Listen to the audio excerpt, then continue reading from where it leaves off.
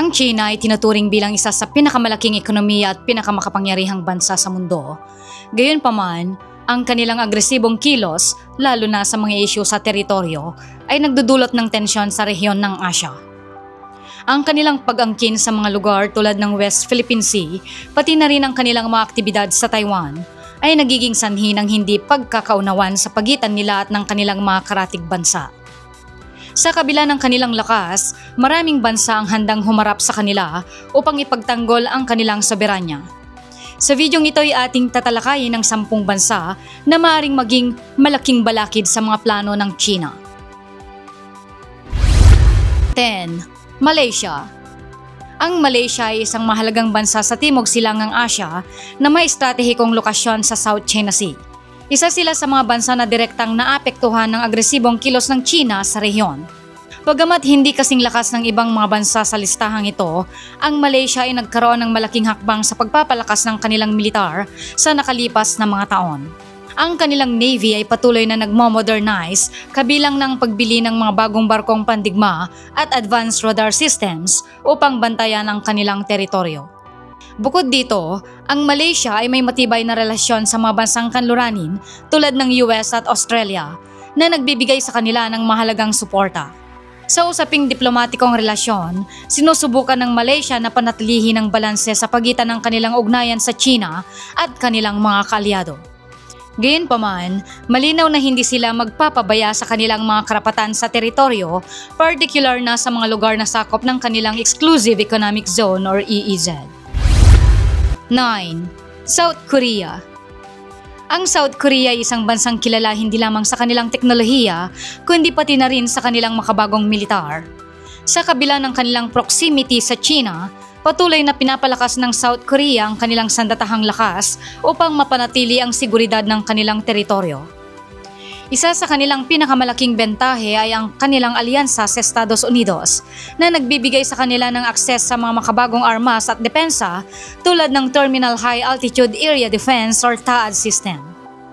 Ang South Korea ay mayroon ding isa sa pinakamalalakas na air force sa rehiyon na binubuo ng mga advanced fighter jets tulad ng F-35.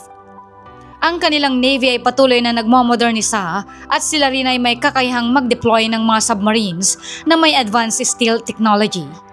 Sa kabila ng tensyon sa pagitan ng North Korea at South Korea, nananatiling alerto ang South Korea sa anumang potensyal na banta mula sa China. 8. Australia. Ang Australia ay isang mahalagang kaalyado ng mga bansa sa Indo-Pacific. Bagamat hindi Asyano, ang kanilang papel sa rehiyon ay hindi matatawaran. Ang kanilang sandatahang lakas ay kabilang sa pinaka-advanced sa mundo, lalo na ang kanilang navy na may mga nuclear-powered submarines na bahagi ng kanilang AUKUS alliance kasama ang US at UK. Bukod sa kanilang military capabilities, ang Australia ay may matatag na ekonomiya na nagbibigay sa kanila ng kakayahang suportahan ang mga bansang nangangailangan ng tulong. Ang kanilang posisyon bilang isang middle power ay nagbibigay daan sa kanila na maging aktibo sa diplomatikong usapin, lalo na sa pagtutol sa agresibong kilos ng China sa South China Sea. Sa pamamagitan ng kanilang suporta sa mga bansang tulad ng Pilipinas at Indonesia, ang Australia ay patuloy na nagpapakita ng kanilang dedikasyon sa pagpapanatili ng kapayapaan at kaayusan sa rehiyon. 7. Thailand. Ang Thailand ay isa sa mga pinakamatagal na kaalyado ng Estados Unidos sa Asya. Sa kabila ng kanilang pagiging neutral sa maraming issue, patuloy nilang pinapalakas ang kanilang militar upang matiyak ang seguridad ng kanilang teritoryo. Ang Thailand ay kilala rin sa kanilang kakayahang makipag-usap sa iba't ibang bansa, kabilang ng China, upang mapanatili ang balanse sa rehiyon. Ang kanilang hukbong dagat ay isa sa pinakamalalakas sa Timog Silangang Asya at sila rin ay may modernong kagamitan tulad ng mga advanced fighter jets at missile systems. Bagamat hindi sila direktang nakikipagbanggaan sa China, ang kanilang kahandaan na pagtanggol ang kanilang soberanya ay nagbibigay ng inspirasyon sa ibang mga bansa sa rehiyon. 6. Singapore. Ang Singapore ay isa sa pinakamaliit na bansa sa listahang ito, ngunit ang kanilang impluwensya at kapangyarihan ay hindi matatawaran. Sa kabila ng kanilang limitadong teritoryo, ang Singapore ay may isa sa pinakamodernong militar sa Asya. Ang kanilang hukbong dagat ay may mga advanced warships at ang kanilang air force ay binubuo ng mga state-of-the-art fighter jets. Bukod sa kanilang militar, ang Singapore ay kilala rin bilang isang pandaigdigang financial hub. Ang kanilang matatag na ekonomiya ay nagbibigay sa kanila ng kakayahang bumili ng mga makabagong armas at teknolohiya. Sa kabila ng pagiging neutral sa maraming issue, ang kanilang estratehikong lokasyon ay nagbibigay sa kanila ng mahalagang papel sa pagpapanatili ng seguridad sa rehiyon.